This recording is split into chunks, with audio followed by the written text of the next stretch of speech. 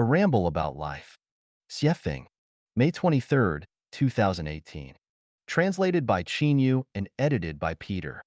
Rambling is chatting.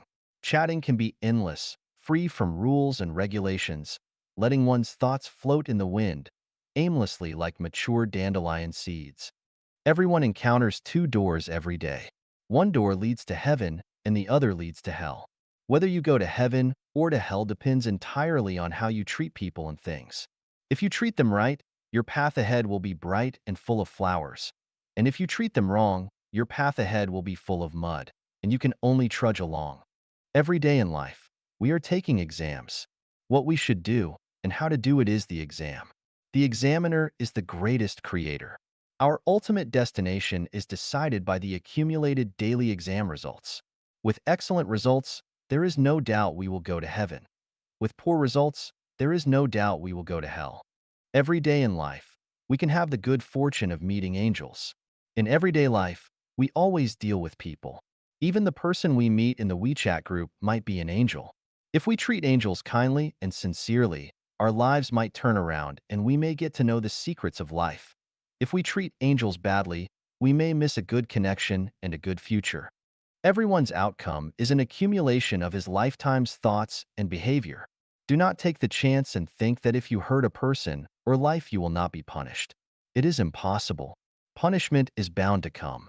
Even if we once ridiculed someone, even if we once gave someone a contemptuous look, even if we once humiliated someone with vulgar language, punishment would inevitably come. Some punishments are obvious, but most of the punishments are without a trace. It just happens without our noticing of it.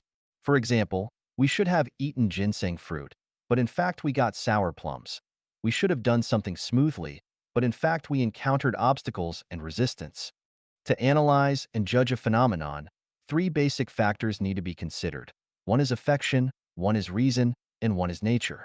Some phenomena conform to affection but not reason and nature. Some phenomena conform to reason but not affection and nature. And some phenomena conform to nature but not affection and reason. Some unreasonable phenomena are in line with affection and nature. Some ruthless phenomena are in line with reason and nature. And some phenomena that are neither in line with reason nor affection but are in line with nature. Therefore, it is best not to judge any phenomenon in life. It is easy to misjudge and cause harm, unless we take everything into consideration that are the three factors: affection, reason, and nature. Last year, I went to Vanuatu, the Pacific Island country, and chatted with Mr. Stephen, the person in charge of Eden of the East. He said that people should be vegetarian instead of meat eaters. I asked, "Can't we eat pork?" He said we shouldn't. I said that everything has its value of existence. So what is the value of existence of pigs? He told me a lot and it made sense, but I explained my understanding to him. I said that balance is a law of the universe. This law conforms to the law that the sum of positive and negative energies is zero. Its basic principle is that it rises here but falls there. It increases here but decreases there. It gains here but loses there. And it strengthens here but weakens there.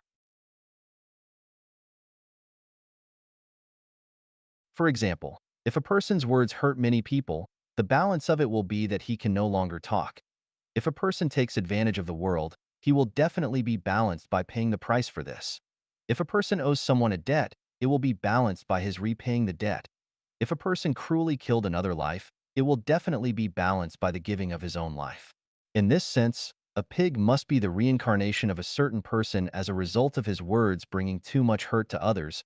He took too much advantage of others, he owed too much debt, and cruelly killed a certain life. Only by reincarnating as a pig and paying with his own hair, bones, blood, flesh, and life can he balance the debts he owed in his previous life. In this sense, eating meat is a kind of benevolence, and not eating meat is cruel. Why do I say so? When a person owes a debt, he will be reincarnated as a pig to repay. If you do not eat his meat, that means that he is not allowed to repay his debts, and he has to continue to carry his debts and reincarnate again and again in the livestock world. This is a bit cruel. But if you eat his meat, it lets him repay his debts and leave behind his reincarnation in the pig world and return to the human world as a human being. Isn't it a good deed? There are endless truths that people need to learn and understand in their lives. There is a deep understanding that I want to share with everyone. This is to never hurt anyone in your life. Do not hurt with words, nor with deeds, eyes, mouth, hands, feet, or thoughts. Even if others hurt you, you must never deal with a man as he deals with you. Just say good words, as many as you like, and never say anything bad. Once you do, it will become sin, and it will be too late to remedy. Fish are in the water, people are in the Tao, and the operation and changes of all phenomena and things in the world are in the Tao, and there are no people or things that should be wronged. Feeling being wronged is because of your not understanding cause and effect. If you understand the law of cause and effect, you will know that everything is appropriate. It is really divine punishments, though slow, are always sure, with big meshes yet letting nothing slip through. Therefore, if others hurt you, they will be handed over to the Tao's handling and arrangement. We ourselves will never hurt people, will never hurt anyone. 人类最佳出路，改变传统的生产和生活模式。The best way forward for mankind. Changing the traditional production and life mode. Xiefeng.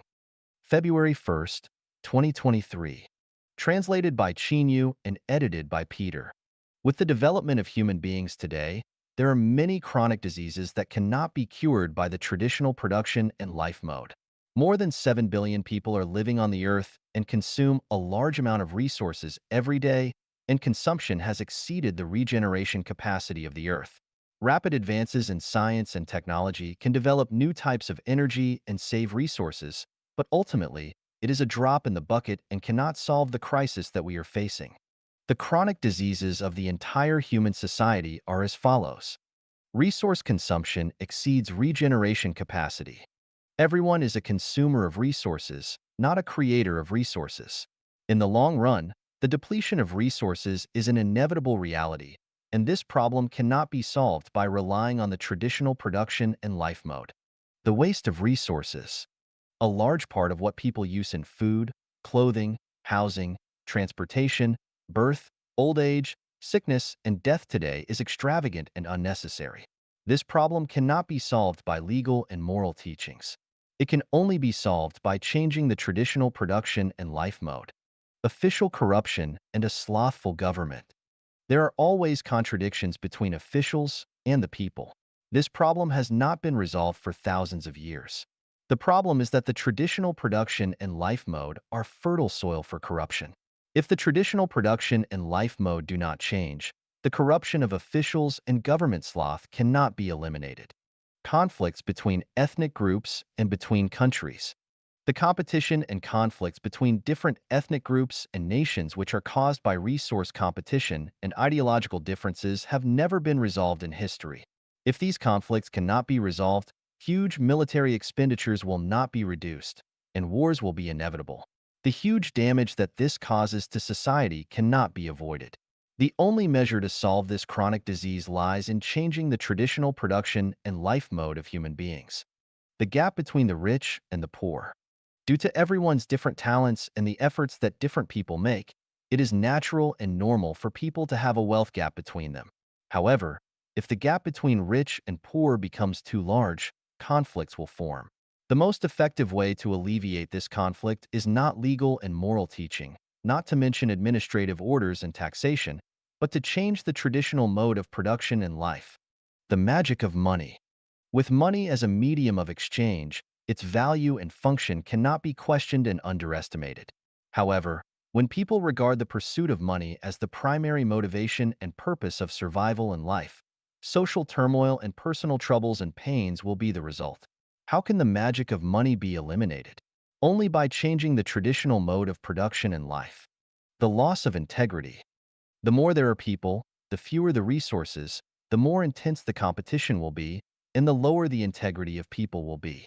With the loss of integrity, the cost of communication between people, countries, and special interest groups will increase infinitely. This is not only detrimental to the welfare of all the people, but also detrimental to resource conservation and social stability. How can this problem be solved? Legal and moral constraints cannot play a major role, so it can only be solved by changing the traditional mode of production and life. The disadvantages of government planning and a market economy. Facts have proved that the government's plan will take care of one thing and overlook another will lead to the impoverishment of the people. The market economy is like the law of the jungle, which will lead to the weak becoming the prey to the strong, which is not the ideal state of human life. I have thought about many options of how to make the world favorable and harmonious, and for the people to live and work in peace and contentment. Finally, it has been found that the best plan is to replace the traditional way of production and life with the new way of production and life. So, what kind of mode is the new human production and life mode? In a word, it is a full replication and copy of the production and life mode of the thousand-year world of the kingdom of heaven. The model of this new mode of production and life on earth is the production and life mode of the second home created by Life Genuine. A brief summary of this new mode is: human beings will no longer enter the institution of marriage and family, but enter the program of the second home. Countries will disintegrate. There will be global cooperation and resource sharing.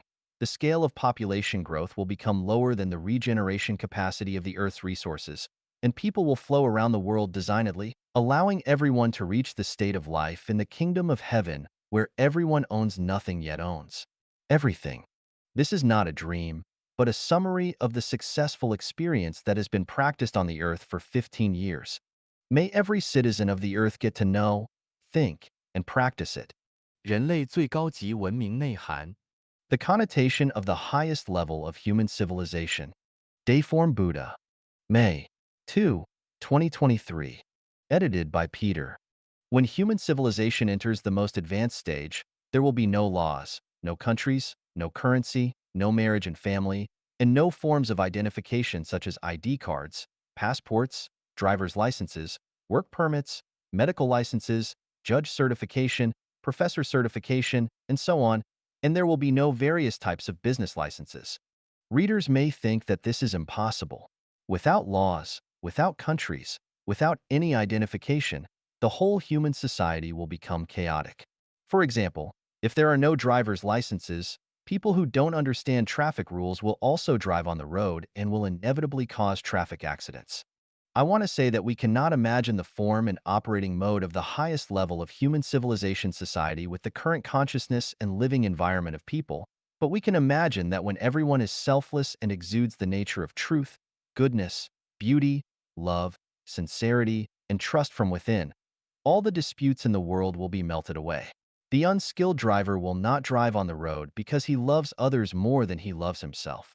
Perhaps some readers may think that people cannot completely achieve unselfishness and selflessness, but in fact, when the traditional production and life mode of society will be replaced by the second home mode, people will find that the more unselfish and selfless they are, the more they will enjoy the joy and beauty of life and life to the greatest extent.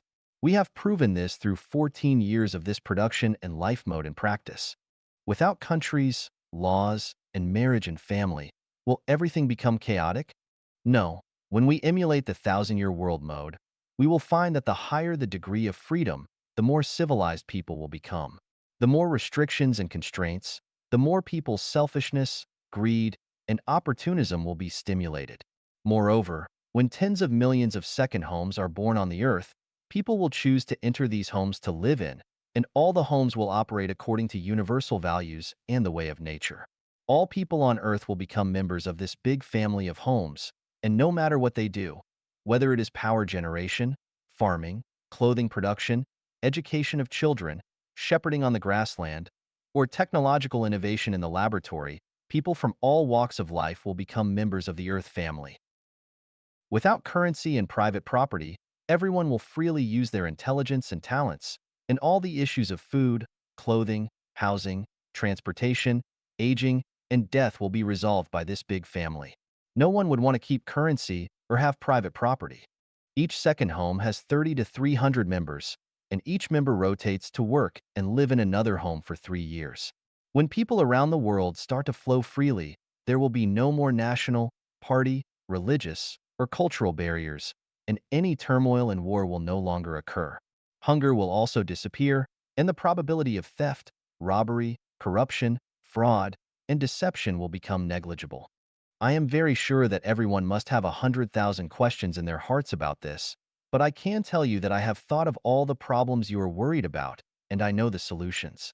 I can also tell you accurately that no one's thinking in the world today is deeper than mine, and no one's solution to solving problems is superior to mine.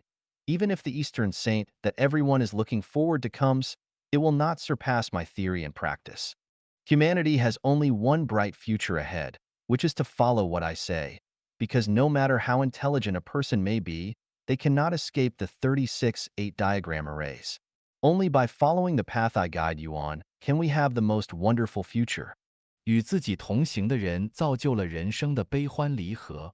The people who accompany us on our journey shape the joys and sorrows of our lives. Xiefeng, June 1st, 2023. Edited by Qin Yu. People realize and understand as they grow older that the individuals that they journey with shape the joys and sorrows, separations and reunions of their life. They contribute to the ups and downs, the completeness and deficiencies of one's existence. During childhood, parents are the ones who bring both happiness and sadness, separations and reunions, completeness and deficiencies. Having loving and understanding parents is a blessing in life. However, if parents treat their child as a means to uphold family honor or as a target for venting frustrations from outside, it becomes a source of sorrow in life. During adolescence, the most influential people to walk alongside are teachers. Their words, actions, and evaluations lay the foundation for one's character and outlook on life. Wise and caring teachers pave the way for a hopeful and bright future, while narrow-minded and bitter teachers fill the sky of one's life with clouds, lacking warmth and sunshine. Young adulthood is a vibrant period for expanding one's social boundaries, and making friends is inevitable. Typically, people form 2 or 3 close friendships, and it is precisely these close friends that bring about significant turning points in one's life. Genuine and open-minded close friends, filled with the confidence and courage to strive and excel, will inspire oneself, leading to a passionate and hopeful outlook on life. On the other hand, if a close friend is selfish, deceitful, and harbors a dark mentality, one will also be drawn into a chaotic and disorderly path that goes against morality and even legality. In middle age, the most important companion in life is a spouse. If one is fortunate to meet a considerate, capable, and affectionate partner who excels at managing household affairs, it is a great blessing. Conversely, encountering an unreasonable, selfish, and greedy spouse who lacks understanding and often voices complaints creates a life filled with bottomless sorrow and misery. In such circumstances, whether it is the husband or the wife, thoughts of suicide often emerge in their minds. The inner pain has nowhere to be expressed, and they can only silently endure day after day, year after year. In old age, as physical strength gradually wanes and illnesses silently afflict the body, confidence in life diminishes. People around us unconsciously begin to drift away. At this time, the attitudes and treatment received from our children become the final scenery on the journey of life. If children are filial, it is a stroke of great fortune, bestowing immense blessings and great destiny. However, if children are unfilial, physical and mental suffering seeps into our marrow and nerves. Ultimately, the journey of life concludes in a state of calling to the heavens without response and crying to the earth without answer. Whether it is during adolescence, young adulthood, middle age, or old age, if one encounters someone who cares genuinely, bringing happiness, joy, freedom, blessedness, and hope without expecting anything in return, that person is truly a saint, a bodhisattva, an angel. That must be you have burned some high incense in your past life, and blessings poured forth from your ancestral graves. Cherish this extraordinary affinity. If one is fortunate to encounter a group of individuals who selflessly give and contribute without making excessive demands, it is a tremendous blessing and the greatest care and blessing from heaven. It is worth treasuring for a lifetime. 失业大学生们的锦绣之路。The Splendid Path of Unemployed College Students. Xiefeng, April 25th, 2023. Edited by Qin Yu. Happiness. Misery lurks beneath it, misery. Happiness is to be found by its side. What I see is a bright future awaiting unemployed college students, a wonderful life that is incomparable. This is what I think, and I hope respected and dear unemployed college students can consider whether it makes sense. At this moment, You may be in a state of confusion, anxiety, uncertainty, restlessness, and disappointment. This is because you are carried along by the tides of the times. If you try to catch up with the tide or let others determine your fate, you will find yourselves in a sea of suffering. Not to mention reaching the other shore, you won't even be able to see where it is. First of all, you should understand that it is not your fault, nor your parents' fault, nor the fault of your school teachers and professors that you are unable to find a job. It is the fault of the times. Just like the blooming flowers wither in the spring, it is not the fault of the flowers, but the result of a cold spell. You may be inspired by another form of success studies, such as how to make a comeback, how to escape from the lower class, how to cross social barriers, and so on. I want to say that such motivation will only make your situation more difficult and miserable. Don't aspire to be superior to others, don't aim to live a life that others envy, don't expect to achieve financial freedom quickly, and don't anticipate starting your own business. These thoughts and actions are poison to life and will make everyone's existence even more unbearable. In front of you lies a life adorned with beautiful flowers. Endless is the sea of bitterness. Repent and you will find the shore. How do you repent? How do you reach the paradise-like shore of life? Once your roots establish yourself, the way will grow therefrom, and the way will guide you. Only seek to serve more people without desiring to earn more money. Reduce your material desires to the minimum. Live in a thatched hut, wear patched clothes, eat simple food, drink plain water. Refuse all luxury goods. If necessary, you can beg. Regard yourself as the most ordinary blade of grass in nature.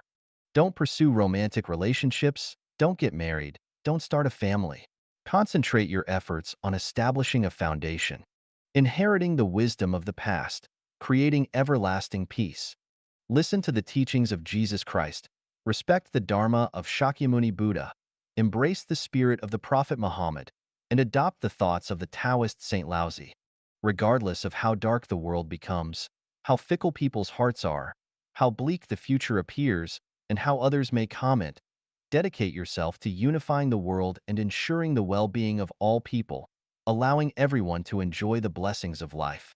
Strive to make everyone possess everything while having nothing, and work hard to provide everyone with a means of livelihood. Regard labor as the foremost necessity of life. Adhere to this principle. The image of laborers is the most beautiful. Labor is the source of joy and happiness. Laborers possess the finest qualities. Engage in diligent work every day, create, and never allow yourself to be idle. Abandon laziness. Abandon getting something for nothing. Abandon seeking comfort and despising hard work, and abandon seeking quick gains. Sing the praises of all laborers in the world. Embrace unconventional thinking and indulge in wild imagination. Reversion is the action of the Tao. When the majority moves west, quickly move east. When the majority flock to the cities, quickly go to the countryside. When the majority prioritizes pragmatism, quickly prioritizes ideology.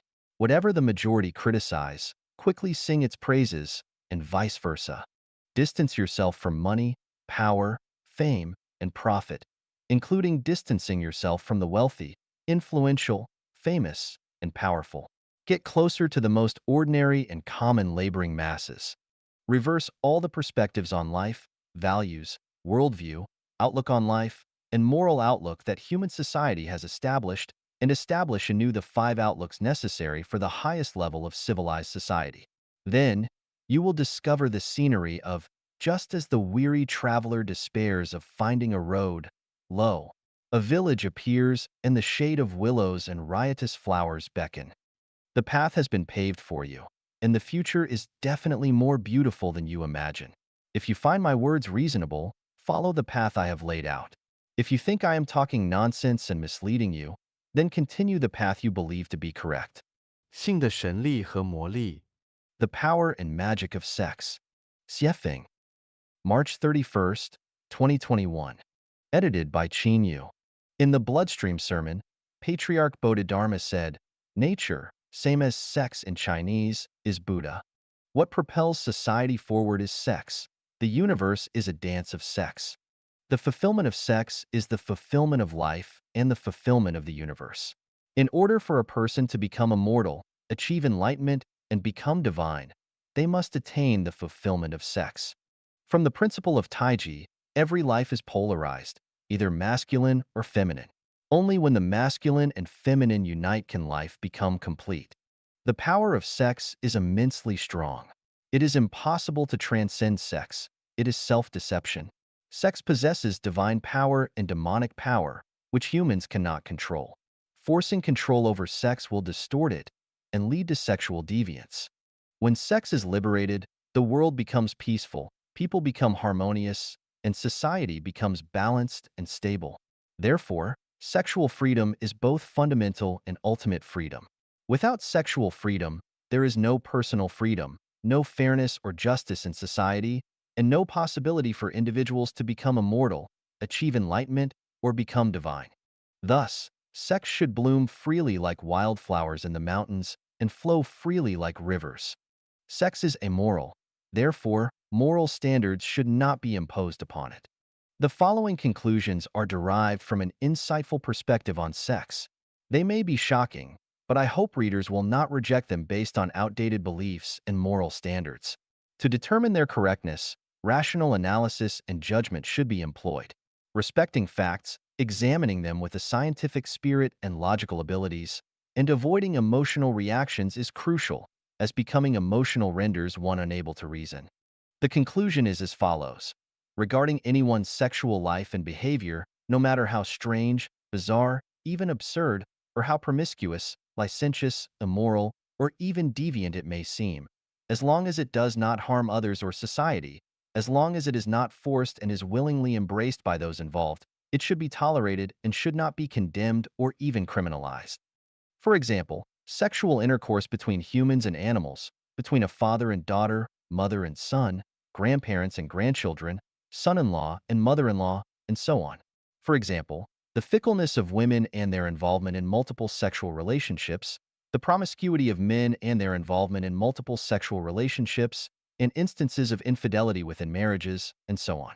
The myriad of unconventional sexual activities and patterns should be understood. Human society does not need to astonish or insult these individuals, nor should it hold them hostage to morality. I solemnly declare that I do not endorse the aforementioned sexual behaviors, but I can understand them. Those who have a full stomach have no idea how it feels to be hungry. The wealthy cannot truly experience the hardships and helplessness of the poor. Those with a full stomach cannot set standards for those who are hungry, and the wealthy cannot dictate norms for the poor. This is similar to how lions and tigers cannot establish behavioral guidelines for zebras and gazelles, and wolves cannot set boundaries for sheep. When the powerful drive of sex erupts, the best approach is to satisfy sexual desires. When satisfaction cannot be achieved, people will seek various ways to fulfill their intense sexual cravings. People do not desire to engage in sexual intercourse with animals. However, if conditions for sexual intimacy with humans are not present, they may resort to releasing sexual energy through intercourse with animals. If even that condition is unavailable, individuals may engage in sexual relations with their own daughters, sons, grandsons, granddaughters, uncles, aunts, mothers-in-law, nephews, nieces, and so on. As for infidelity or sexual relationships between masters and disciples, teachers and students, these are already considered quite normal phenomena. In the world of women, sex workers are a group of extraordinary women because they provide countless men with sexual fusion and satisfaction. They are considered great because they adhere to the principle that the higher the degree of shared experience, the greater the value. Therefore, it can be logically deduced that women who engage in sexual relationships with more men and men who engage in sexual relationships with more women should be affirmed and should not be subjected to condemnation or persecution. Human beings should prioritize reality. Once individuals reach maturity, they enter a stage of sexual needs. Maximizing the acquisition of sexual energy not only leads to happy and fulfilling lives for each person, but also promotes a harmonious and stable society that progresses towards civilization. The prerequisite for human civilization is sexual freedom. Without sexual freedom, human civilization cannot be achieved. Sex is a form of energy and a resource that is inexhaustible. However, when individuals monopolize sexual resources, the resource becomes particularly scarce. Once it becomes scarce, it is inevitable that animal mating and incestuous behavior cannot be eradicated, and the trading of sex cannot be avoided, which leads to troubles, anxieties, pains, and even crimes. Of course, the more sexual partners one has and the higher the frequency, the higher the risk of contracting sexually transmitted diseases, including HIV/AIDS. This negative consequence can be addressed through a program, such as requiring sexual health certificates for sexually mature individuals. This is achievable. However, it is not appropriate to abstain from sexual activities solely because there is a risk of contracting sexually transmitted diseases, just as one does not stop eating because eating can cause various illnesses. Life is like a dream. All space directions are void. We should have full experiences and live our life to the most so that we won't have regrets when we leave the earth. Being satisfied and dying blissfully is better than being consumed by worries and regrets. 一球64智论人类生存模式。One Earth, 64 Systems. On the Mode of Human Survival. Xiefeng. April 13th, 2021. Edited by Qin Yu. Inspired by the concept, One Country, Three Systems of Mr. Li Liangbin, who is from Jinshi Province, let us explore the future mode of human survival. The most ideal life mode for humanity in the future is the Xiefeng-style communism. However, before that, we can implement the One Earth, 64 Systems as a transitional mode. The so-called One Earth, 64 Systems implies that there can exist 64 different life modes on Earth. Let's examine the following scenario. In a circle, there are cows, horses, donkeys, sheep, pigs, dogs, chickens, ducks, and geese. Due to their different habits, food preferences, and physical characteristics, conflicts, arguments, and fights often arise between them. Chickens, ducks, and geese often complain that sheep, pigs, and dogs trampled on their eggs. Sheep, pigs, and dogs frequently lament that cows, horses, and donkeys snatch their food. Cows, horses, and donkeys often grumble about chickens, ducks, and geese defecating in their feeding troughs. All the animals blame each other for excessive flatulence, making it unbearable for anyone. As a result, no one is leading a good life, and it becomes impossible to live under such circumstances.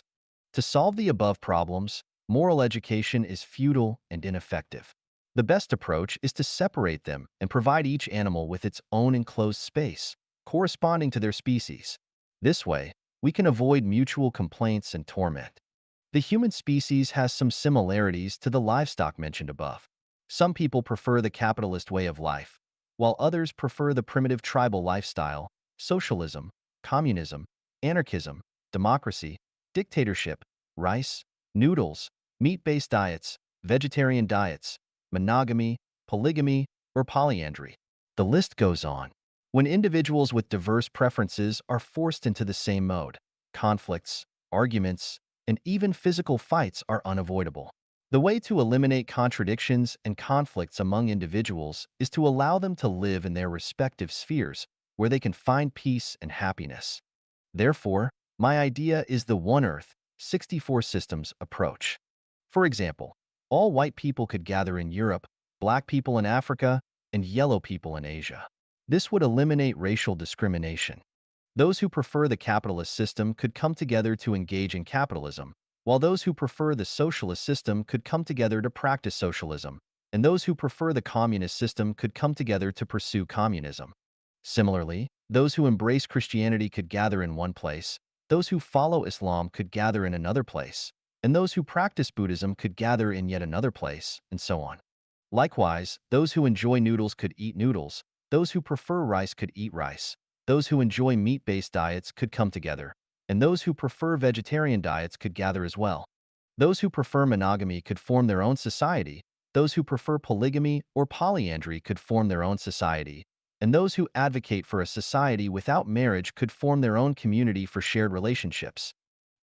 In this way, just like providing separate spaces for cows, horses, donkeys, sheep, pigs, dogs, chickens, ducks, and geese, humans no longer need to argue and fight with each other due to differences in personality, interests, and so on. Why 64 systems? Because human survival requires 64 elements, and none can be omitted. Do you see it?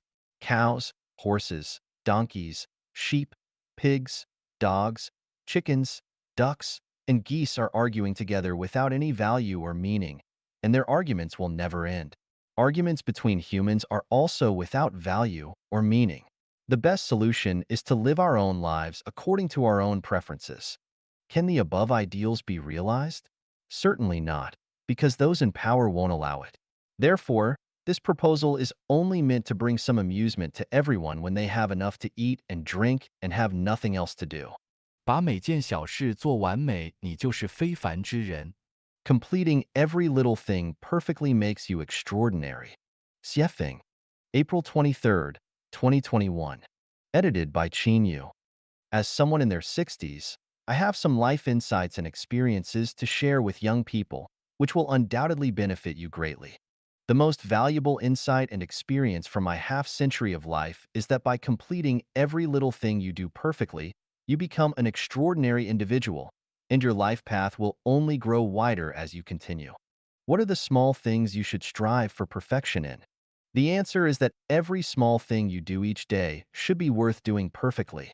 Here are some examples. When interacting with others, whether serving or cooperating with them, always make an earnest effort to bring joy and satisfaction to others. This is especially true when dealing with your superiors, elders, or those who excel in their careers. Let them know that you respect them and are willing to serve them. When performing tasks, never have even the slightest hint of complaints or half-heartedness. When collaborating with others, be willing to give more and enjoy less, making the experience comfortable and valuable for the other person. When interacting with your blood relatives, such as parents, children, siblings, and other relatives, or with your spouse, in-laws, and their relatives, do not focus on personal interests. Instead, give your utmost effort to do things well to the best of your ability. Never expect rewards. Simply express your best qualities and make everyone feel secure and comfortable when they are with you. Most young people will work for private employers or become government employees as civil servants. Regardless of the character of your boss or immediate superiors, regardless of your salary and other benefits, and regardless of whether the working environment satisfies you or not, you should strive to perform the tasks you are engaged in to the highest possible level. Never think that you are working for your boss or the country, or that your efforts are not worth it. Either quit and leave, or put your heart and soul into doing the job well.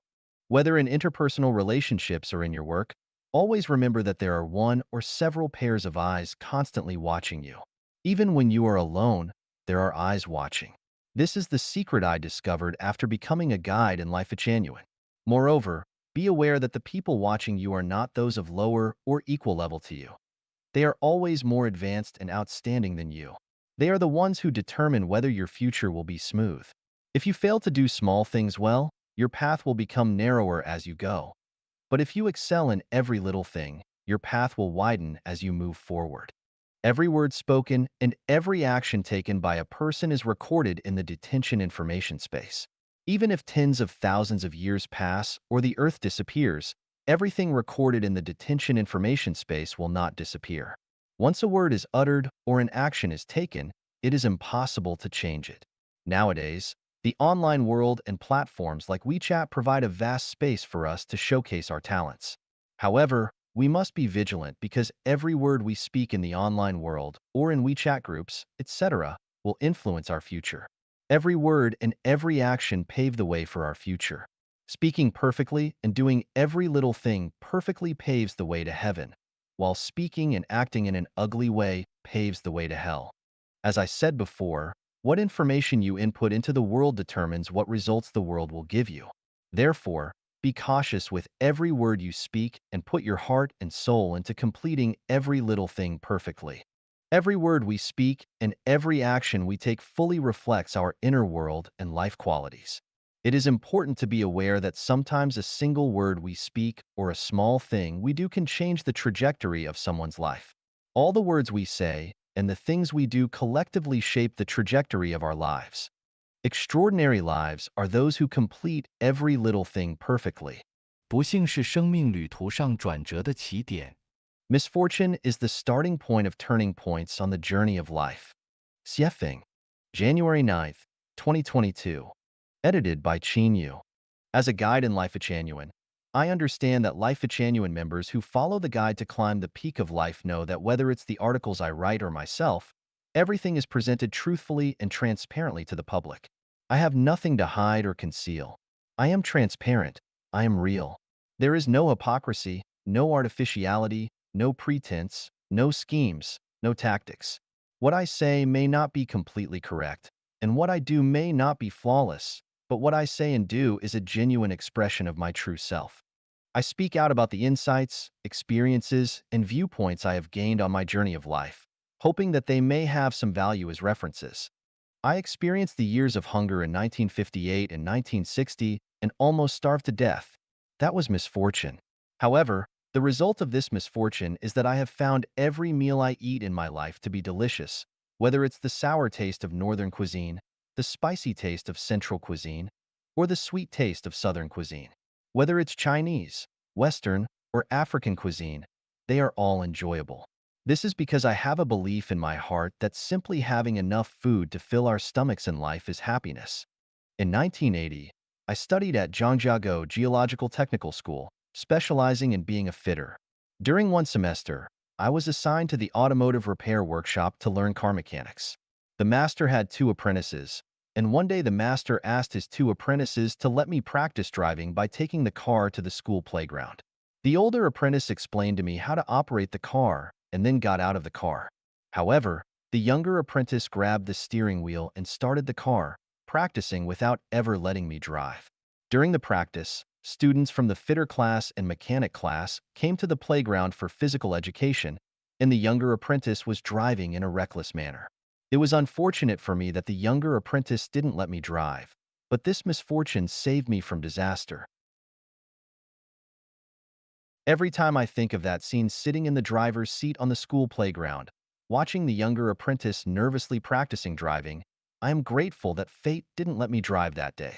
If the person holding the steering wheel had been me instead of the younger apprentice, I could have driven and hit many classmates, with terrible consequences. I might have been born with the qualities to become an official. During my primary school, middle school, technical school, college, and the first semester of university, I was almost always the class monitor. At the age of 18, I became the deputy secretary of a brigade managing 11 production teams. In 1984, I was designated as the director of the third echelon in the geological hydrology third team. In 1988, I was designated as the principal of a school for children of employees in the Geological Bureau.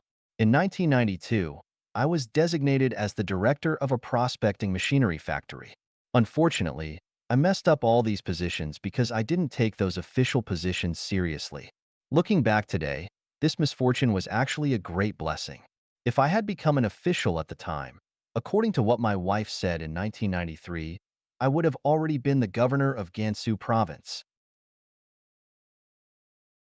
If that were the case, there would be a 90% chance that I would have become a corrupt official and could have ended up in prison. Even if I didn't end up in prison, my name would certainly be infamous throughout history. In 1994, while I was abroad, the official's vehicle broke down. I was asked to drive it to Blavoy, more than 200 kilometers away, for repairs. As I was the translator, no one else could handle it. The owner of the repair shop was a white person who said it would take 3 days to fix the car.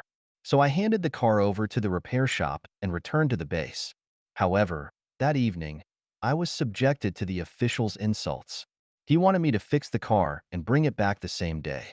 Faced with such irrational treatment from my superior, I quit on the spot. This unfortunate event led me to leave the system I had finally entered. Later, I started my own business and embarked on the path of self-reliance. Thanks to the irrational insults from the official, I finally found my path to freedom. At a time when there were very few private cars in China, I already had a sedan and a van, and I was living in a spacious villa with a front and backyard and a swimming pool. I employed two people to maintain the garden and clean and wash clothes for me. Over 20 years ago, I had a car accident, an unfortunate event. However, it was that car accident that became a major turning point on my journey of life, completely changing the trajectory of my life and leading me onto the way of the greatest creator, finding the way to heaven. In China, due to the establishment of Life Genuine and the second home, I faced suppression from the government. Over 10 communities were destroyed. This was misfortune. But precisely because of these misfortunes, I was pushed to Canada. In Canada, the land is vast, and I live on 40,000 square meters of private land. According to my friends, where I live is a mansion with 10 bathrooms, 2 washrooms, and 6 showers. I enjoy a peaceful, harmonious, and secure heavenly life. From the aforementioned unfortunate events, what have we realized?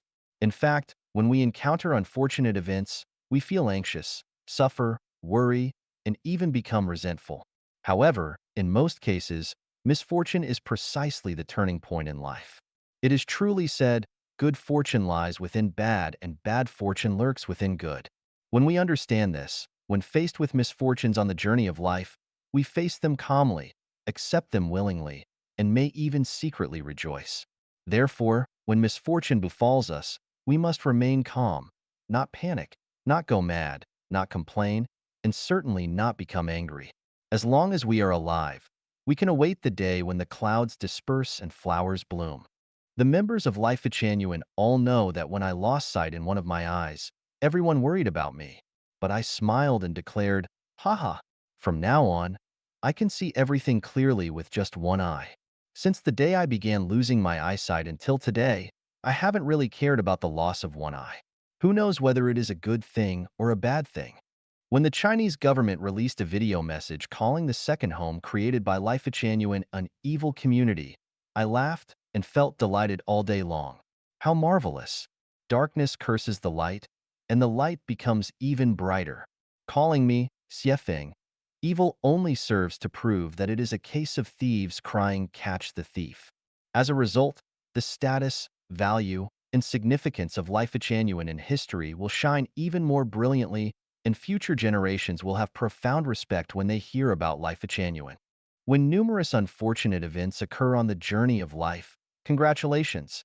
The gates of heaven have already opened for you. Misfortune is the starting point of turning points on the journey of life. Please cherish misfortune. 仇富必将贫穷。Hating the wealthy will lead to poverty. Xiefeng, January 12, 2022. Edited by Qin Yu. Philosophy tells us that the principle of unity of opposites is universal in the universe.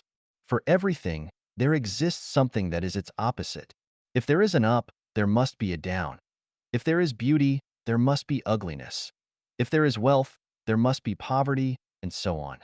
This existence of opposites is not only reflected in the external world, but also within ourselves. It means that within the same person, there can also be opposing aspects. For example, if you dislike wearing clothes, then you can only be naked. If you dislike the truth, you can only live in falsehood.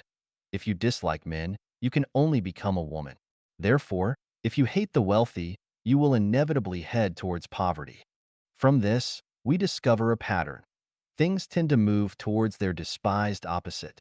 Based on this pattern, we can draw the following conclusions. If you hate heaven, you will move towards its opposite, hell. If you hate hell, you will move towards its opposite, heaven. If you despise landlords, capitalists, and the wealthy, then you will move towards being a poor farmer, a wage laborer, or a beggar. If you despise violence, you will move towards peace. Likewise, if you despise peace, you will move towards violence. If a country eliminates all the rich people, that country will inevitably move towards poverty. If a country despises civilization, it will move towards ignorance and backwardness. If all members of a nation respect, admire, and protect the wealthy, that nation will move towards prosperity and strength. On the contrary, if everyone discriminates against, insults, and suppresses the wealthy, that nation will move towards poverty, backwardness, and weakness. Likewise, if a nation, a country, despises nations and countries that are wealthier and more civilized than itself, that nation and country will inevitably move towards poverty, isolation, backwardness, ignorance, and barbarism. From this, we can draw another conclusion. You will move towards what you like. If you like cleanliness and tidiness, you will get rid of filth and messiness. If you like wealth, you will overcome poverty. If you like saints, you will transcend being a laity or mortal. If you like freedom, you will break free from the shackles of slavery. If you like heaven, you will escape the engulfment of hell. Our reality is created by our consciousness. A consciousness of poverty can only create a reality of poverty, and only a consciousness of wealth can create a life of abundance. Just look at Israel and Japan, and then look at Zimbabwe and Venezuela. The logic is evident. Do you want to live in heaven? If so, you must first have the consciousness of heaven. How can you have the consciousness of heaven? Take a look at my descriptions of the 1,000-year world, 10,000-year world, and the Elysium Celestial Islands continent. With those descriptions, you can have the consciousness of heaven. If you don't believe in my description of heaven, then look at the production and living scenes in the real second home on earth. They can also nurture the consciousness of heaven. Without the consciousness of heaven, no matter how much you practice or strive, you will never reach heaven. In conclusion, hating the wealthy will lead to poverty. Consciousness determines one's present situation and future. 如何走出痛苦？ How to break free from suffering. Xiefeng, January 15th, 2022. Edited by Qin Yu. Feeling uncomfortable, depressed, troubled, anxious, worried, fearful, disappointed, and hopeless are forms of suffering. Suffering originates from three aspects: physical, mental, and spiritual. Physical pain can be endured and healed, and spiritual pain can be eliminated by establishing faith in the greatest creator. However, suffering arising from the mind is difficult to overcome and dissolve. Mental suffering stems from a lack of freedom, whether it be physical, mental, financial, or in one's actions. Any form of restriction on freedom can lead to mental anguish. Therefore, the core root of mental suffering lies in the inability to experience freedom. To break free from mental suffering, the first step is to identify the root causes that lead to such suffering and eliminate them, thereby allowing mental suffering to disappear. How can we find these causes? Start from the closest and move towards the farthest. Because the closer something is, the more likely it is to cause suffering, while the farther away it is, the easier it is to bear the resulting pain. Starting from the closest, the people who have a close relationship with oneself are likely to be the source of mental suffering. Spouse, parents, children, siblings, relatives, neighbors, colleagues, friends, superiors, subordinates, teachers, masters, partners, fellow practitioners, etc. Moving towards the farthest, factors that cause mental suffering mainly come from thieves, bullies, hooligans, gangs, families, tribes, extremist groups and organizations, nations, states, governments, political parties, and religions, etc. For example, restrictions on physical freedom mainly come from marital relationships, restrictions on mental freedom mainly come from political parties and religions, restrictions on financial freedom mainly come from relatives and market monopolies, and restrictions on freedom of movement mainly come from the machinery of the state. When faced with suffering, moral education and preaching from sages and religious doctrines hardly have any effect. Spiritual practices and inspirational quotes may temporarily numb the pain. So-called spiritual cultivation and chicken soup for the soul are merely scratching the surface, and the fundamental solution lies in rebuilding the order of human production and life. The measures and pathways to completely eliminate individual and human suffering are as follows. Eliminate marriage and dissolve families. Political parties should not be involved in government management. Religion should not participate in government affairs. Open borders among countries and allow people to freely move and migrate. Promote the production and life mode of the second home of life genuine. All global citizens move towards the era of life genuine. I have prepared the path for the happiness of all humanity, from theory to practice. The future form of human society will neither be a legalistic form like the United States nor a rule by man like China. Instead, it will be a holographic way guided by saints and managed by sages. At that time, the state of society will be, the talented will be put to good use and the whole world will be one family. No one will pocket anything found on the ground and doors are not bolted at night.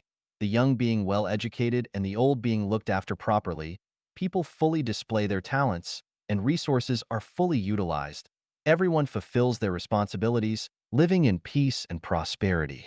The world will be harmonious, with favorable weather conditions, thriving industries, wealthy and abundant, and suffering will disappear forever from now on.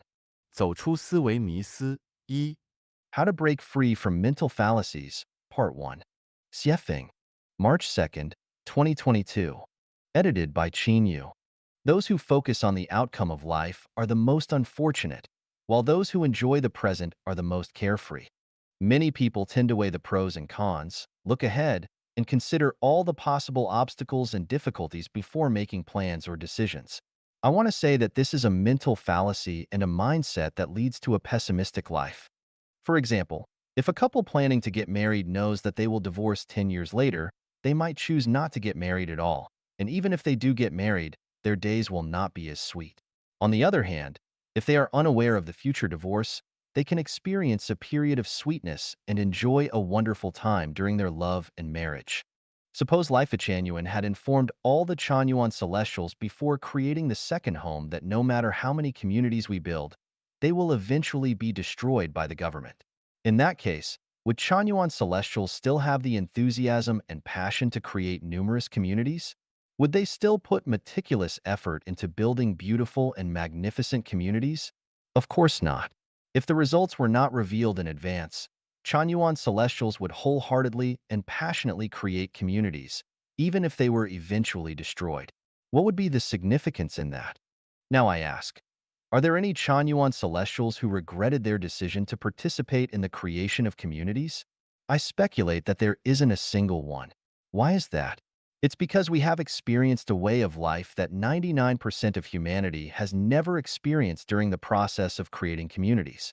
Through first-hand experience, we have come to know the existence of the thousand-year world, and from there, we can deduce the existence of the 10,000-year world and the Elysium Celestial Islands continent. At the same time, we have experienced true happiness, joy, freedom, and bliss. As a result, our vision has expanded, our mindset has grown, our state of being has elevated, and our understanding of the current state of human society has deepened. Most importantly, our consciousness has transformed from human consciousness to celestial consciousness. This is a leap in life, a transformation, and an adventure on the glorious journey of life. Therefore, I speculate that no Chanyuan celestial regrets immersing themselves in the life of creating communities. Therefore, we come to a thinking conclusion. Engage in life, engage in creation, but do not dwell on the difficulties that may arise during the process, and do not ponder over the outcome, because the outcome is within the process itself. If the process is beautiful, life will be more meaningful, and the result of life is bound to be beautiful. So, do not pursue the outcome of life, for the outcome of life is death. What we pursue is the result of life. When life is elevated, no matter how the process of life unfolds, it will be meaningful and valuable. Even if the government repeatedly destroys the communities we have built, we have already obtained what we were meant to obtain and will never regret it. Look at the historical figures. The outcomes of their lives are almost always unfortunate. Knowing that life can be unfortunate, yet people in the present still passionately strive, struggle, worry, suffer, laugh, and cry. This grand drama of life on the stage continues to play out without any novelty. Those who understand this truth live extraordinary, romantic, carefree lives, while those who do not understand this truth not only lead unfortunate lives, but also face even more unfortunate outcomes in life. This is called awakening, also known as enlightenment. 走出思维迷思二，How to Break Free from Mental Fallacies, Part 2. Xiefeng, March 3rd, 2022. Edited by Qin Yu. Life shines in attachment, while life perishes in attachment. Merging life and life into one is a mental fallacy in life. Life is merely a brief moment in the journey of life, but the unfolding of this fleeting moment determines the scenery of the next journey. Due to the lack of understanding about the mysteries of life and time, people mistakenly take life as the entirety and ultimate meaning of life. Consequently, they perform tragic dramas on the stage of life. The material world is the manifestation of the non-material world, and life is but a manifestation of life. When people are captivated by the appearance of the material world and become attached to the pursuit of material wealth, status, and fame, they miss the opportunity to uplift life and, in turn, sow the seeds of negative consequences. When a fish freely roams in rivers, lakes, and seas and discovers delicious bait, it rushes up and swallows it in one gulp, losing its freedom and becoming a meal on the angler's chopping board. Similarly, when people relentlessly strive for material wealth, power, status, and honor, and eventually satisfy their desires, they are like fish that have swallowed the bait without realizing it, indulging in self-satisfaction. However, they have already become the meat on the devil's chopping board.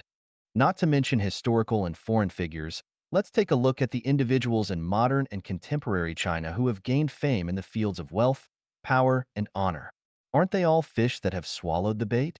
Now, look at ordinary people. How many of them have been or are still madly devouring the bait like fish? To make one's life brilliant, one must be attached. Attached to making money, gaining power, achieving status, acquiring fame. One can also be attached to one's marriage and family, nation and country, political parties and religions, ideologies, truths, and ideals. As long as there is attachment, life can move towards brilliance. However, when one is attached to something or a certain belief, the flower of life withers, heading towards exhaustion and decline. Consider a couple deeply in love. When they cannot bear to be apart, feeling like the world would collapse without each other, and believing that life has no meaning without their partner.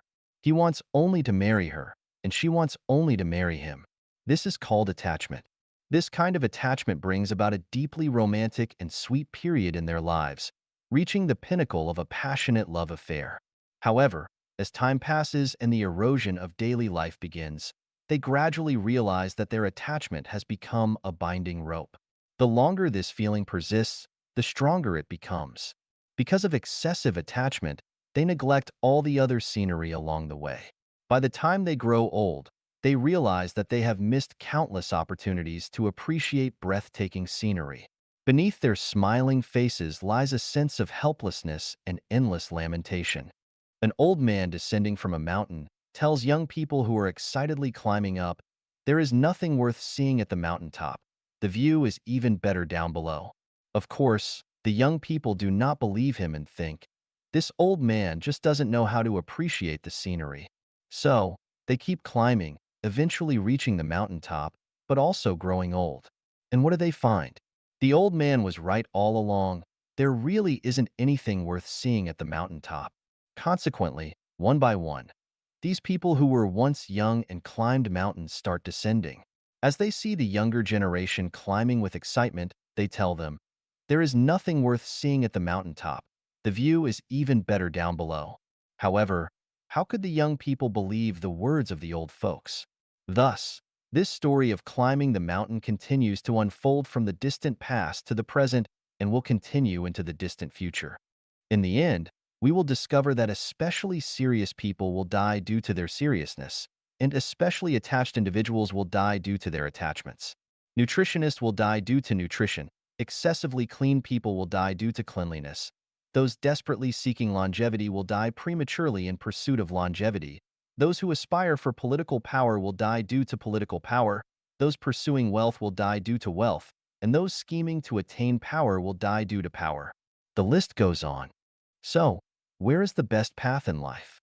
Take things as they are, associate with others by following naturally come-and-go relations, act in accordance with one's intrinsic nature, and take advantage of opportunities as they arise. Let go of attachment. This is the best path in life, and it also aligns with the path of the sublimation of life. 走出思维迷思三，Breaking Free from Mental Fallacies, Part 3. Xiefeng, March 4th, 2022. Edited by Qin Yu. Life is enriched through possession, while life withers through possession. When people travel by train, they buy a ticket, enter the station, board the train, travel for a distance, disembark, and exit the station. Simple and effortless. Rarely does a passenger want to buy and possess the train they are traveling on, nor do they wish to stay on the train indefinitely. Why don't passengers want to buy and possess the train? Because it is unnecessary, and ownership would become a burden. Likewise, people do not desire to possess commercial airplanes or large cruise ships because they are merely using them for one journey. Perhaps they will only use them once in a lifetime. So why invest time, energy, and money to own them? However, the fallacy lies in the fact that despite knowing we are merely traveling through this earthly realm for a short period, where everything on earth is not worth possessing and even if possessed, it will eventually have to be relinquished, why have humans tirelessly racked their brains over what to possess? Why are they even willing to pay the price of their own and others' lives to possess illusory dreams along their journeys? Let's assume we have 1 million in cash. Is it better to use that 1 million to buy a house? Or to temporarily rent someone else's house and use the remaining money for other purposes? For example, renting a house for 1 year with a rental payment of 20,000 yuan. Renting for 50 years would amount to 1 million yuan. From the perspective of life, buying seems better, providing a sense of security and becoming capital to flaunt to others. However, from the perspective of life's meaning, renting is, of course, better because by paying 20,000 yuan annually, one would still have plenty of money left to invest in other fields. This investment may generate more wealth, not only enough to pay the annual rent of 20,000 yuan, but also leave a surplus. In other words, after 50 years, one would still have 1 million yuan in hand, while buying the house outright would leave one penniless. Some may argue that buying a house preserves its value, while money in hand may depreciate due to inflation. However, this is also a fallacy. Houses depreciate every year and may even collapse, while money in hand has the possibility of both depreciating and appreciating. Therefore, we do not analyze or speculate on these contingent factors. What we are analyzing now is whether a possession is worthwhile. The mistaken belief of striving to possess something is a human fallacy, also the root cause preventing humans from living a heavenly life. People feel secure when they possess something. It satisfies not only their practical needs, but also their psychological desires. Consequently, the goal of their entire lives becomes to possess more: land, houses, cars, status, wealth, honor. Moreover, they desire to possess people, such as in a marital relationship, where each claims ownership of the other. This is my man. This is my woman. This is my child. And so on. If you were to ask someone, what do you possess? And they answer, I have a villa and a luxury car. I own a company and a business. I have 200 acres of land. I have 30 cows. I have an iPhone. People would look at them with envy, respect, and even admiration. However, if the answer is, I have nothing, people would look at them with disdain, contempt, and even scorn. When the mistaken view of life, and values becomes a general principle for the masses, mistakes turn into correctness, fallacies turn into truth, and heaven turns into hell. When a person dedicates their lifetime and energy to possessing more and more things, they lose the qualifications to appreciate the artistic charm of life and obtain a ticket to heaven. Heaven is heaven precisely because every life possesses nothing. It is a state of having nothing. Paradoxically, it is because every life possesses nothing that it achieves the result of possessing everything. When we possess something, we feel secure, and the more we possess, the more fulfilled our lives become. Our vanity attains maximum satisfaction. However, precisely because of our possessions, we are alienated from heaven, and this is the withering of life. 人生八悲, The Eight Sorrows of Life. Xiefeng. April 3rd, 2022. Edited by Qin Yu. Ancient wisdom states that there are three great sorrows in life: losing one's father in youth, losing one's wife in middle age, losing one's child in old age. I do not fully agree with this viewpoint. First, these three sorrows seem to be unrelated to women themselves. Second, these sorrows are not inherent, but are created by human cognition and culture. My perspective on the sorrows of life is as follows. First sorrow, lack of maternal love in infancy. Second sorrow, lack of playmates and insufficient opportunities for joyful play during childhood.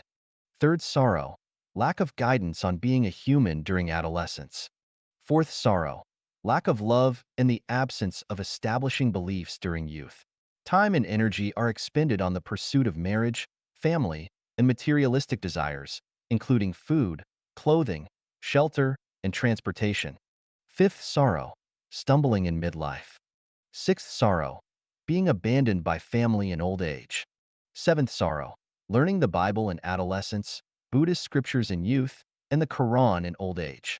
Eighth sorrow, delving into cultivation methods and techniques, supernatural abilities, and metaphysics. If one of these sorrows exists, life will be filled with regrets. If two sorrows exist, life will be filled with resentment. If three sorrows exist, life will be filled with pain. If four sorrows exist, life will be filled with defeat. If five sorrows exist, life will be filled with chaos. If six sorrows exist, life will be filled with hatred. If seven sorrows exist, life will be filled with suffering. If eight sorrows exist, life will be a prison.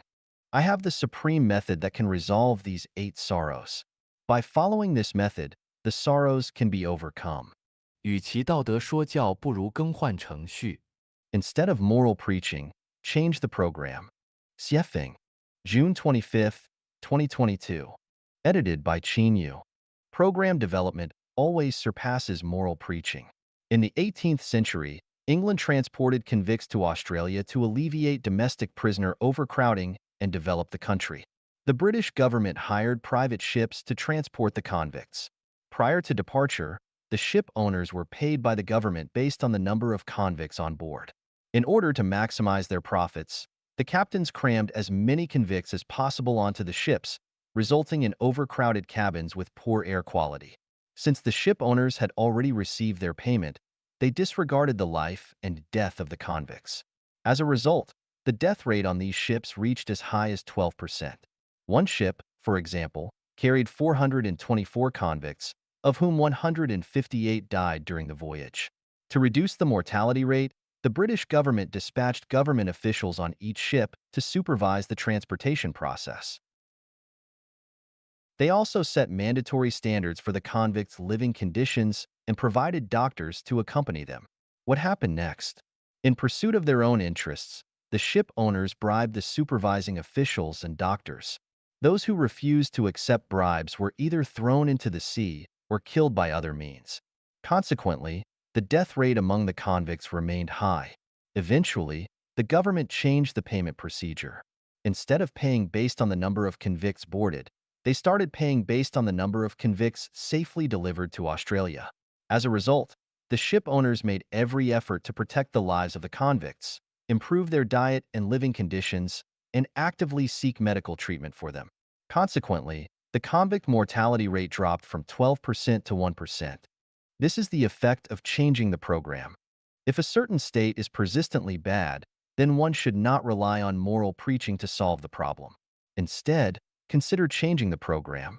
Once the program changes, the state of chaos immediately disappears. For example, in the matter of elderly care, there are moral expectations for children to dutifully care for their parents, with sayings such as, "Filial piety is the foremost of all virtues." However, what has been the situation for thousands of years? Despite loving parents having been around since ancient times, who have seen filial children? Since this is the case, why not change the program for elderly care? Options such as using real estate for retirement, group retirement, hotel retirement, nursing home retirement, retirement pension, and so on still fail to alleviate the suffering of elderly people, especially those without financial means. In fact, elderly care is easily to be solved. Regardless of whether the elderly have money or children, they can all live their later years happily in the second home life mode program created by Life Genuine. Another example is the issue of marital relationships. Few people have been able to handle marital relationships well over thousands of years, and the problems and pains that arise from managing these relationships are too numerous to list. So why get married and start a family? Does not getting married and starting a family mean one cannot live a good life? The second home mode of Life Genuine effortlessly resolves this problem.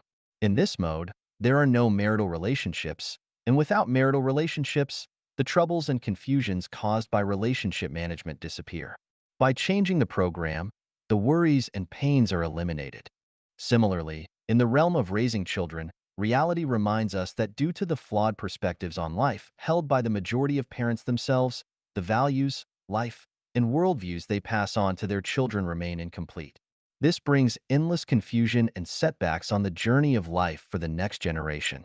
Therefore, raising children in an environment where they are nurtured and educated by perfect teachers in their spiritual realm frees parents from the labor of raising children and allows children to establish correct values from a young age.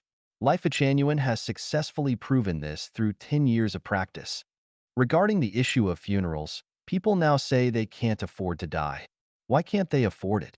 Because burial plots are expensive and funeral costs are too high. The easy solution to this problem is the Life Genuine funeral system, created by the Life Genuine community. This funeral system not only makes death affordable, but also allows people to depart gracefully and elegantly. As for wars between nations, for thousands of years, wars between countries have brought great harm to the people. Does humanity really lack the knowledge and wisdom to solve this problem? Not at all. Global unification and the disappearance of nations, allowing people to freely move around the world, create a sense of interconnectedness. Who would fight whom? With the massive military expenses gone, no more soldiers, and destruction eliminated, wouldn't that be wonderful? This is merely a matter of changing the program. What problem in human existence cannot be solved? Floods, droughts, epidemics, social unrest, corruption, wealth disparity, and other issues. Can they be solved through moral preaching? They cannot.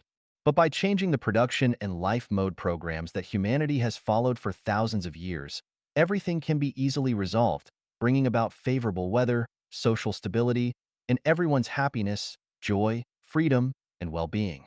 By observing the outstanding figures throughout human history and the wise and capable individuals of today, it is evident that only Deiform Buddha of Life Genuine can truly lead humanity into the desired era of peace and happiness.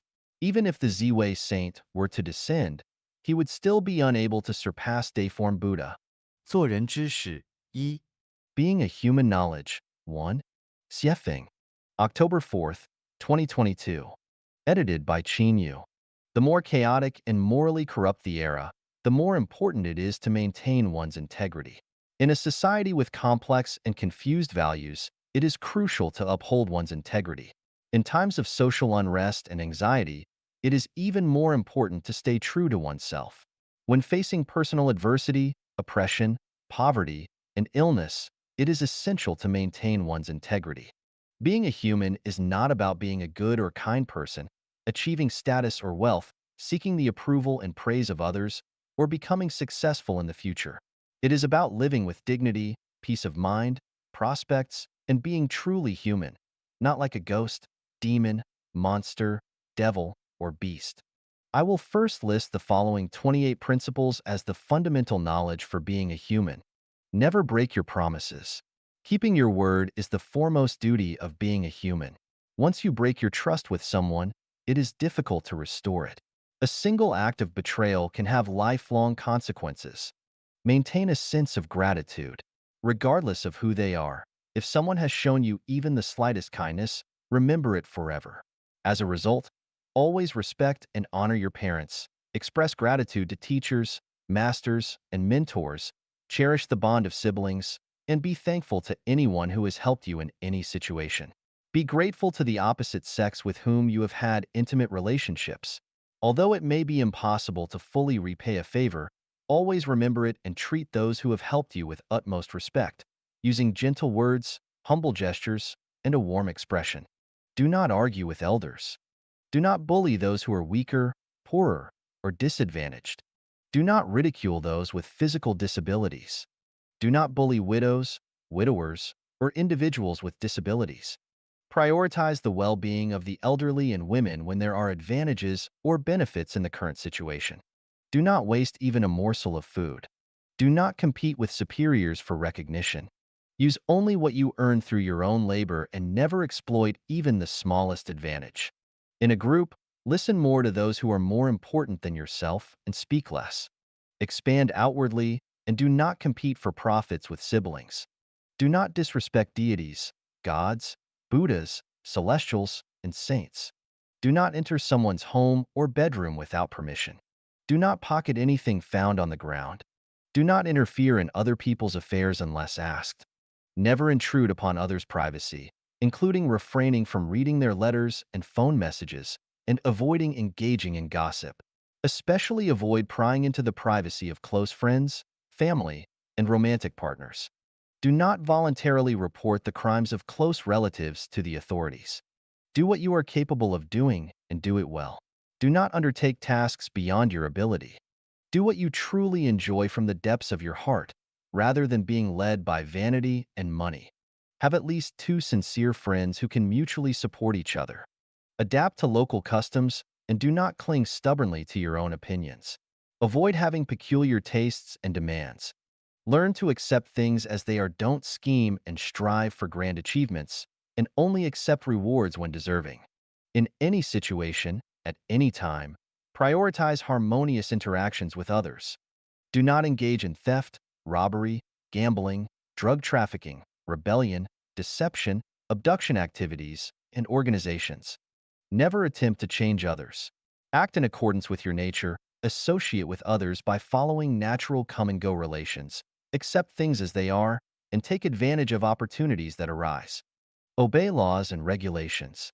Even if 99 out of 100 people disregard the law, you must persist in adhering to it. Foster independent thinking and entrepreneurship from a young age. These 28 principles are the basic guidelines for being a human. Being a human is difficult, sometimes feeling helpless in the world. But while the body may be beyond our control, our hearts are within our control. As long as we adhere to these basic principles throughout our lives, gradually, we will distance ourselves from suffering and calamities, moving towards good fortune and auspiciousness, and lay a solid foundation for our future cultivation, enabling us to embark on the path of becoming celestial beings or Buddhas and embarking on a spiritual journey towards heaven. 做人之事二，Being a human, knowledge, 2. Xiefeng. October 4th, 2022. Edited by Qin Yu. Observe the social upheavals, rampant epidemics, frequent disasters, widespread hunger, and various movements throughout history. People were deeply involved, yet there were always those who remained unscathed because they upheld the integrity of being human. If you don't believe in karma and consequences, then go ahead and commit evil acts and join forces with the wicked. If you believe that heaven does not spare anyone, then learn the knowledge of being human and become a true human being. Do not define or pass judgment on others. Only the divine can discern right from wrong, and the Tao judges our merits and demerits. In the grand script of universal life, human cognitive abilities are insignificant. If we define and pass judgment on others, we may make grave mistakes and create great misfortune. Do not believe hearsay.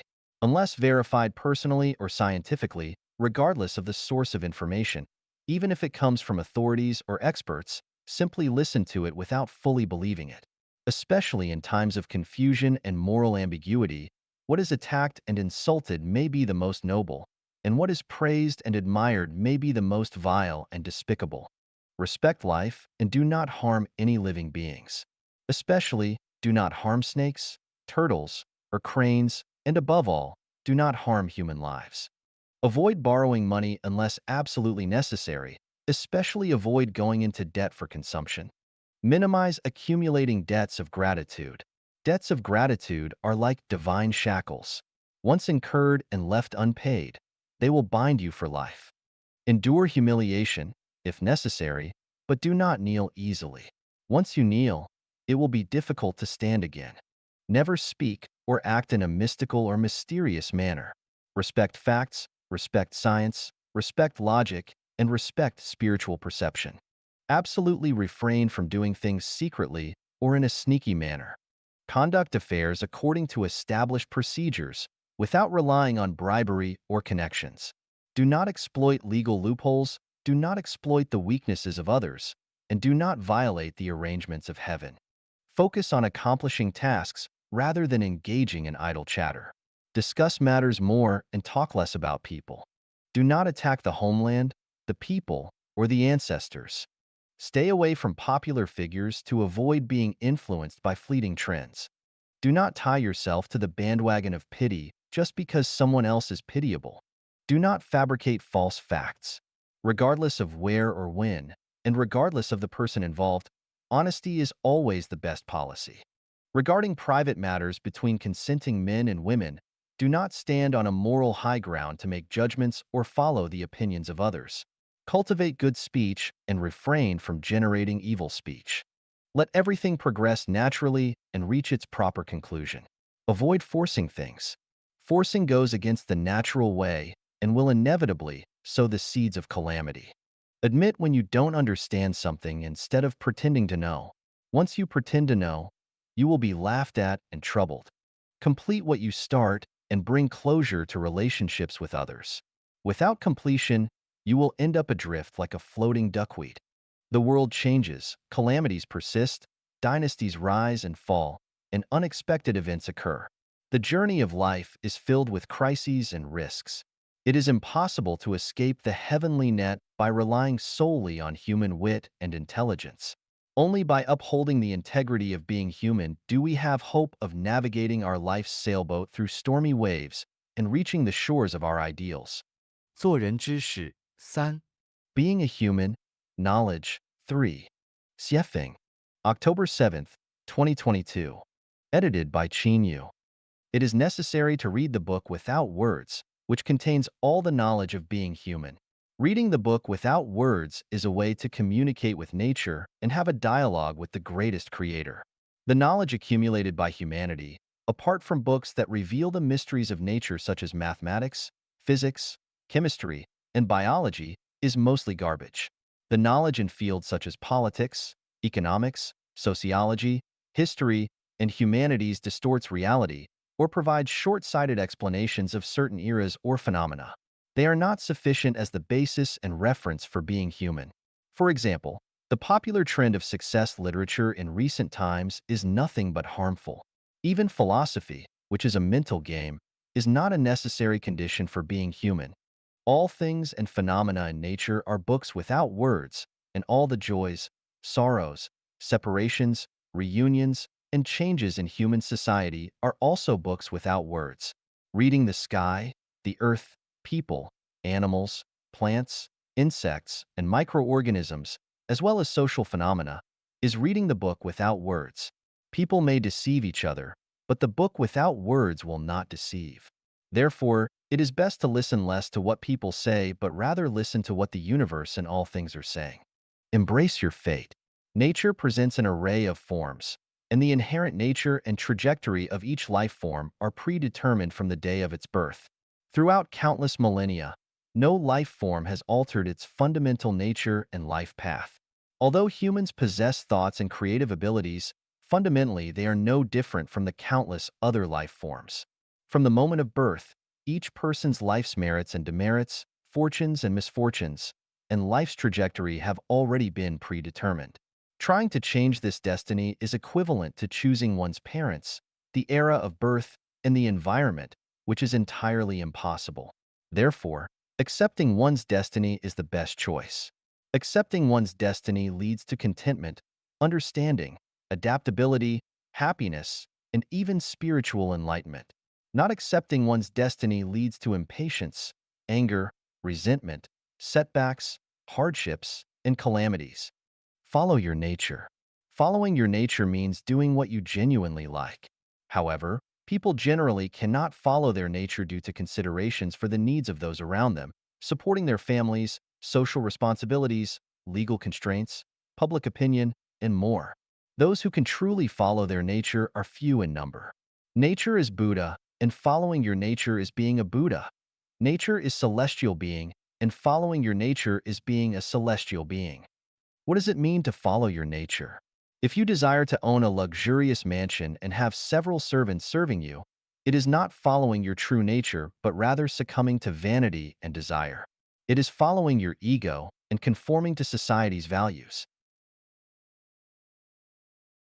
To follow your nature means that if you want to sing folk songs on the street in the middle of the night, you can do so. If you want to commute naked on a scorching hot day, you can do so. If you want to stay away from someone, you can do so. If you want to get close to someone, you can do so, and so on. Do not imitate others or take them as your role models. Never try to learn, imitate, or become someone else. Each person is unique, and no one can ever become another person. Those who excel possess innate talents and missions that cannot be acquired through imitation. Therefore, be yourself. Learn to create. Everything we see is created. Creation is the source of joy and vitality in life. True sweetness and happiness do not come from material pleasures, but from spiritual and mental enjoyment. Creation is the primary source of spiritual and mental enjoyment. Therefore, strive to create something out of nothing and make efforts in creation. Look at the super celestials of the celestial islands continent. Each one of them is skilled and adept at creation. Even the infinite vitality they manifest is a result of their creative thinking. Do not chase after trends. Trends may come forcefully, but they will eventually turn into bubbles. For example, the trends of buying houses and cars, farmers rushing into cities, or college students striving to become civil servants, these endless waves of trends. If one's life does not settle down and instead constantly chases after trends, their life will be reduced to a bubble. Accumulate energy throughout life. To achieve great ideals, one relies on abilities rather than luck. To ensure a worry-free life in terms of livelihood, clothing, housing, transportation, aging, and illness, one relies on personal abilities. Depending on the nation, the government, the system, or future generations for support is a gamble in life. All reliance on the external world is a gamble in life. Relying on the moral and ethical values preached by human culture to achieve one's beautiful ideals is an illusory and beautiful mirage. Therefore, lifelong energy accumulation is essential. This energy is not primarily material or meticulously cultivated social connections, but rather one's personal character, inner depth, and survival capabilities. Maintain lifelong diligence. As long as one is alive, whether in their 30s, 40s, 70s, or 80s, they should never have the idea of, I can enjoy life now. Instead, they should maintain a mindset of, I hear the Tao in the morning, and I die content in the evening. Continuously learn, explore, study, and contemplate. Continuously elevate one's life's realm to deeper, broader, and more profound multidimensional time and space. Maintain an open mindset. Due to the accumulated influence of history and culture in our consciousness, we instinctively consider certain knowledge as truth. In eras when women bound their feet, men wore braids, and virtuous arches were erected for married women, we considered these practices as natural. In certain specific periods, we may even consider unmarried cohabitation as a crime. Such distorted perceptions tell us that what we staunchly defend may be the most ignorant thing.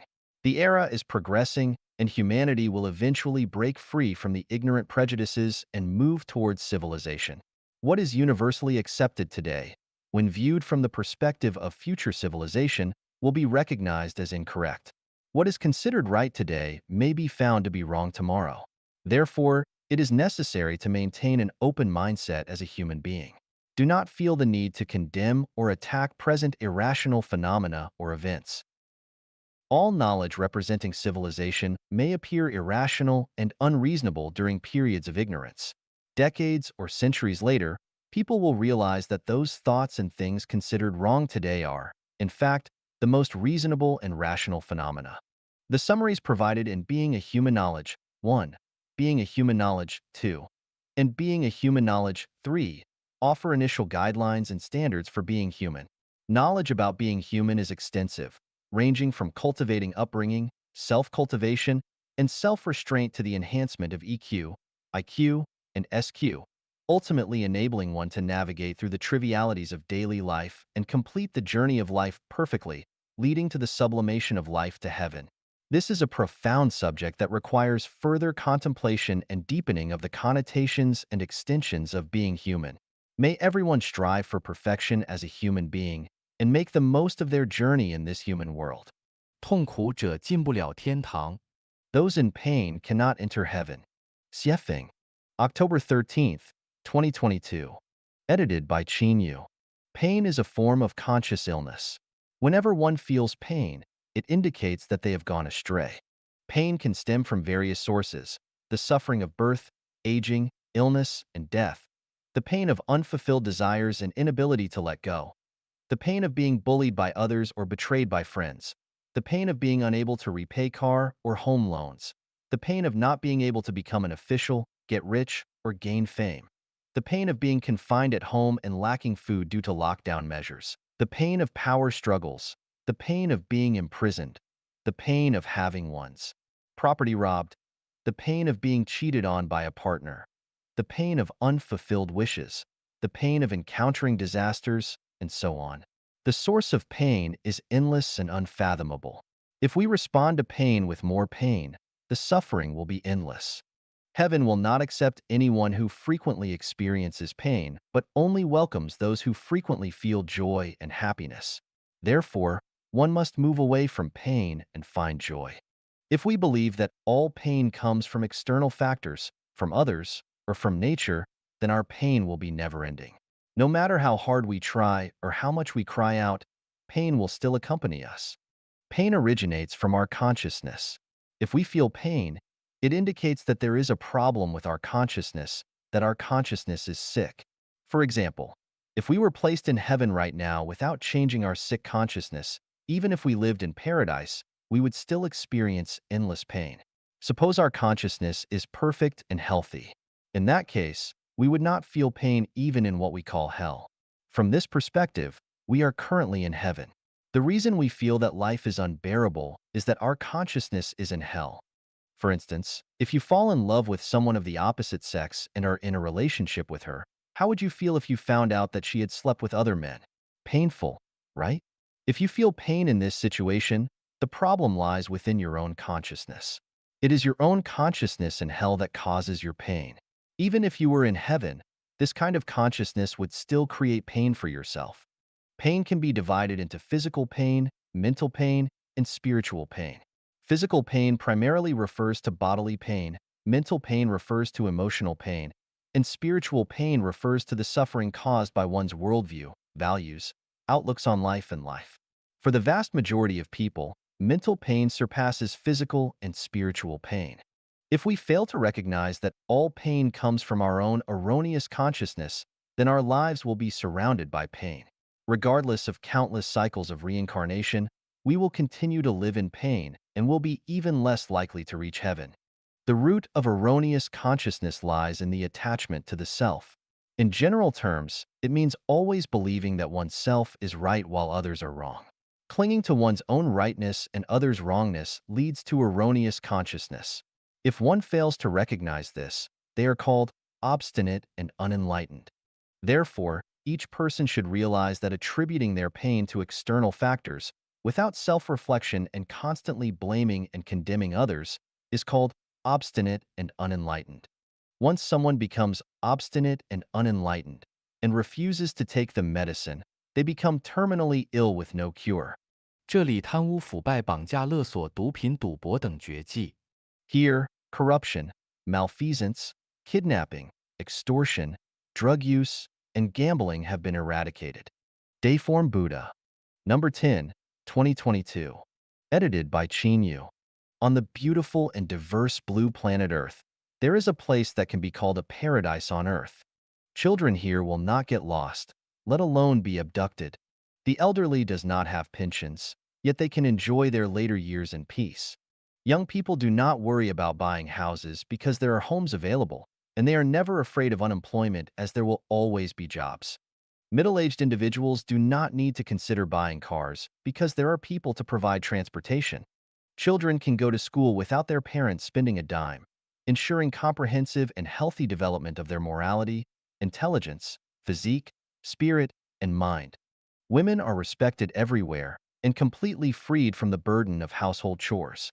Even if penniless, they will receive meticulous medical treatment if they fall ill.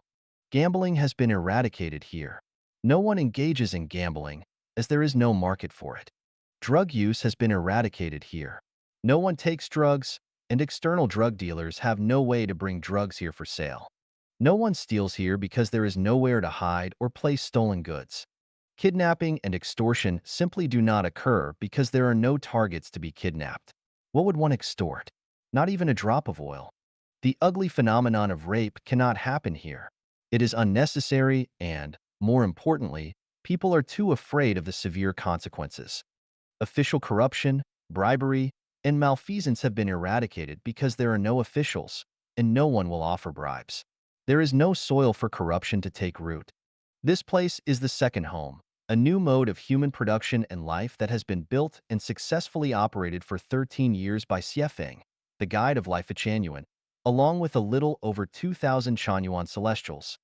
上帝赋予人的八大权利。The 8 fundamental rights granted by the greatest creator to humanity. Xiefeng, December 4th, 2022. Edited by Qin Yu. The greatest creator has granted humanity 8 fundamental rights. If you do not possess them, it means someone has deprived you of your human rights. The 8 fundamental rights of being human are the right to survival, the right to create, the right to migrate, the right to speak, the right to personal autonomy, the right to thought, the right to learn, and the right to refuse. The right to survival. It is also the right to life. Every individual has the power to protect their own life and the right to survive. Anyone who prevents others from living is depriving them of their right to survival, which is equivalent to depriving them of their life. The right to create. Also known as the right to labor, every person has the right to engage in labor and creation on the land that nurtures and supports them. To prevent someone from laboring and creating is to deprive them of their right to create. The right to migrate. Also known as the right to move, people have the freedom to migrate freely on Earth according to their needs, to pursue a better life and ensure their own survival. If someone is not allowed to migrate freely, it is equivalent to depriving them of their right to migrate. The right to speak. Also known as the right to freedom of speech, the greatest creator has given each person a mouth, which is not just for eating food but also for expressing their wishes and communicating with others through speech. To prevent someone from speaking is to deprive them of their right to speak.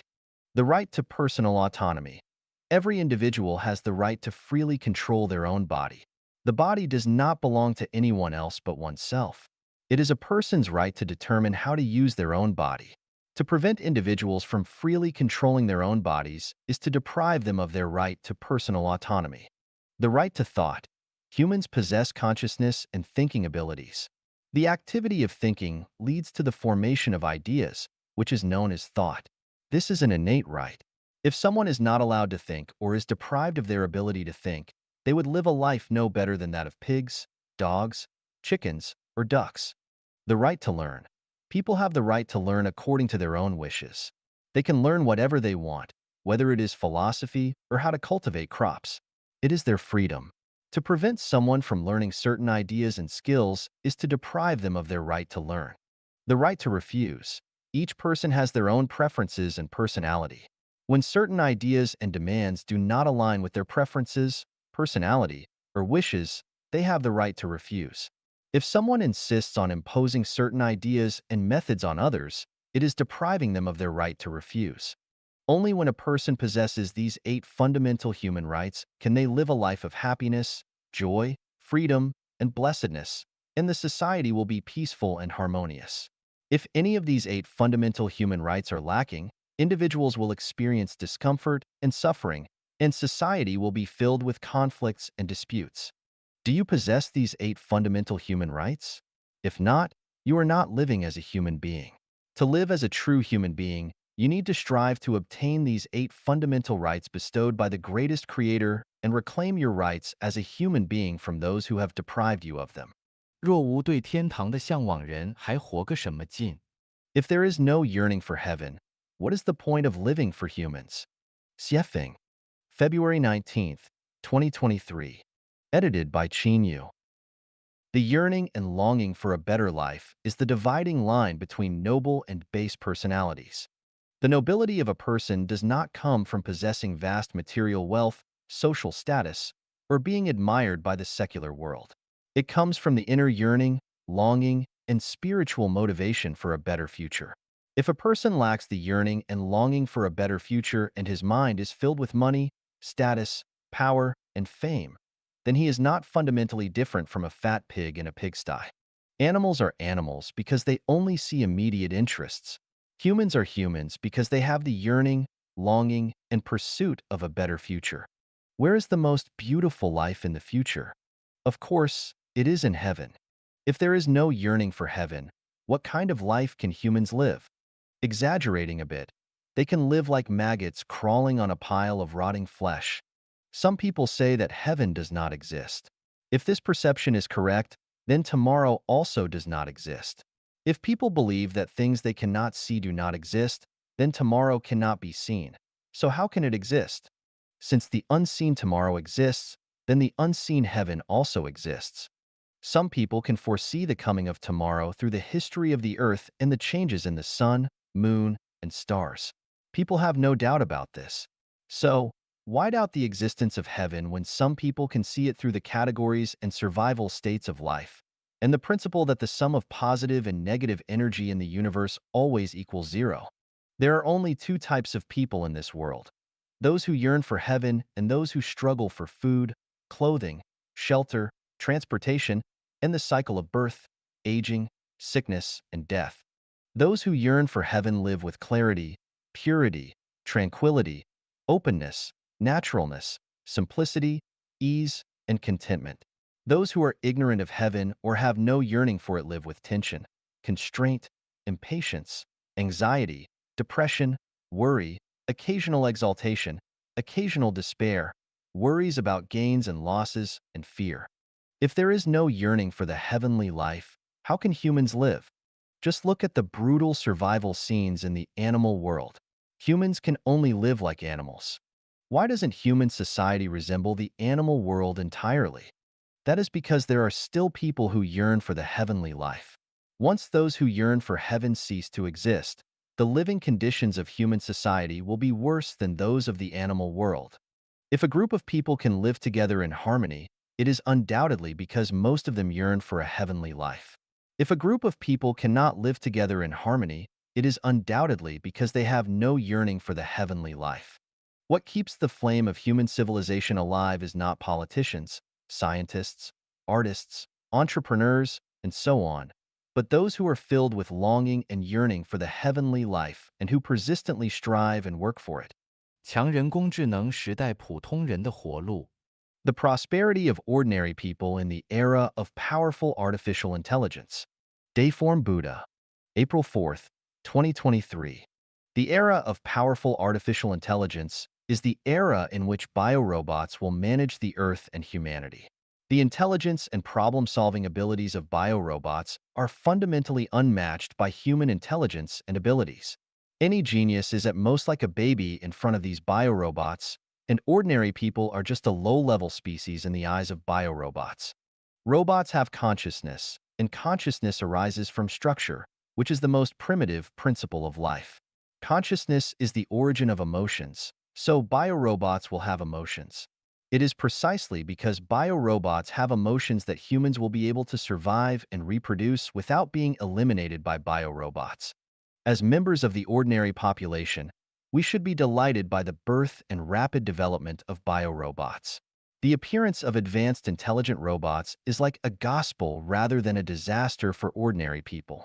The more advanced the life form, the more it will know how to treat ordinary life kindly, just like humans know how to treat birds nesting and flying in the forest. No advanced life form hopes that there is only one form of life in the world. The multi-species form composed of multiple forms of life is the form that advanced life will like. What I want to tell everyone is that biorobots have more advantages, sympathy, and empathy in managing humans than humans do managing other humans. The desire for equality, freedom, and a better life that humans have pursued for thousands of years can only be achieved in the era of biorobots managing humans. Therefore, in the face of the rapid rise and development of powerful artificial intelligence, we should have a welcoming attitude and mentality, not anxiety, not worry, not fear, but joy. The birth of biorobots is not an accidental phenomenon, but a program that has been ongoing for a long time. Therefore, anyone who wants to stop the development of powerful artificial intelligence should know that it is futile, and they are destined to fail.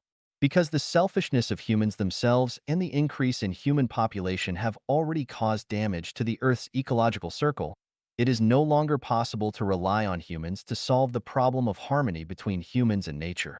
Only superintelligent biorobots can solve this problem and relieve the crisis faced by humanity. As ordinary people, what we need to reverse are the traditional concepts and production and life modes. The traditional concepts and production and life modes are outdated. The model of marriage and family will definitely disintegrate, and countries will disappear. The era of showing superiority through earning more money is coming to an end. The pursuits of money, power, status, fame, and beauty will become outdated concepts. The more we have, the more obstacles we will face in moving forward, and the more likely it will be that we will become objects eliminated by biological robots. As ordinary people, we need to change our mindset immediately and quickly develop a consciousness for heavenly life, because only the consciousness for heavenly life is the most effective defense to ensure that we are not eliminated by biological robots. On the eve of the full arrival of the era of biological robots, we need to purify our soul gardens as quickly as possible. Don't try to fight against biological robots. It's futile, like throwing eggs at stones. Don't try to desperately acquire wealth, material possessions, and social status, because those are not the qualities that heavenly life requires. Don't rack your brains trying to control biological robots through your inventions and creations. That's no different from monkeys trying to control humans. To prepare for this day, someone has already prepared for all ordinary people on Earth for 20 years, from theory to practice. Don't ask why, and don't question the effectiveness of this preparation, because by the time you fully understand the connotation and extension of this preparation, it will be too late. At the same time, the intelligence and cognitive abilities of ordinary people are not enough to fully understand the meaning and significance of this preparation work. If you don't want to be eliminated by biological robots and want to live a heavenly life, go to chat planes to find answers and channels. 人类最高级文明内涵。The connotation of the highest level of human civilization. Dayform Buddha. May 2, 2023. Edited by Peter. When human civilization enters the most advanced stage, there will be no laws, no countries, no currency, no marriage and family, and no forms of identification such as ID cards, passports, driver's licenses, work permits, medical licenses, judge certification, professor certification, and so on, and there will be no various types of business licenses. Readers may think that this is impossible. Without laws, without countries, without any identification, the whole human society will become chaotic. For example, if there are no driver's licenses, people who don't understand traffic rules will also drive on the road and will inevitably cause traffic accidents. I want to say that we cannot imagine the form and operating mode of the highest level of human civilization society with the current consciousness and living environment of people, but we can imagine that when everyone is selfless and exudes the nature of truth, goodness, beauty, love, sincerity, and trust from within, all the disputes in the world will be melted away. The unskilled driver will not drive on the road because he loves others more than he loves himself. Perhaps some readers may think that people cannot completely achieve unselfishness and selflessness, but in fact, when the traditional production and life mode of society will be replaced by the second home mode, people will find that the more unselfish and selfless they are, the more they will enjoy the joy and beauty of life and life to the greatest extent. We have proven this through 14 years of this production and life mode in practice. Without countries, laws, and marriage and family, will everything become chaotic? No. When we emulate the thousand-year world mode, we will find that the higher the degree of freedom, the more civilized people will become. The more restrictions and constraints, the more people's selfishness, greed, and opportunism will be stimulated. Moreover, when tens of millions of second homes are born on the earth, people will choose to enter these homes to live in, and all the homes will operate according to universal values and the way of nature.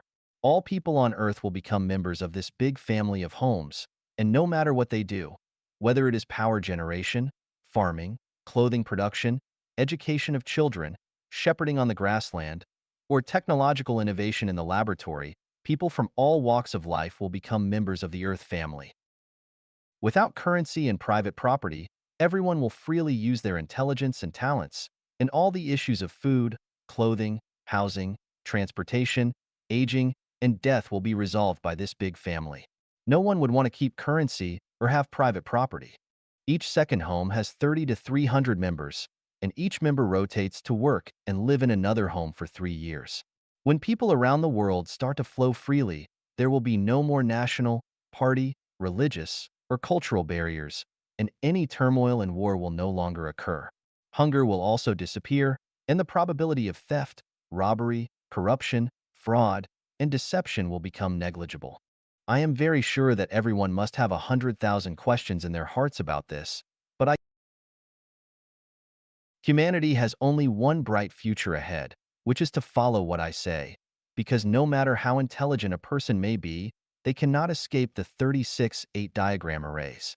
Only by following the path I guide you on can we have the most wonderful future.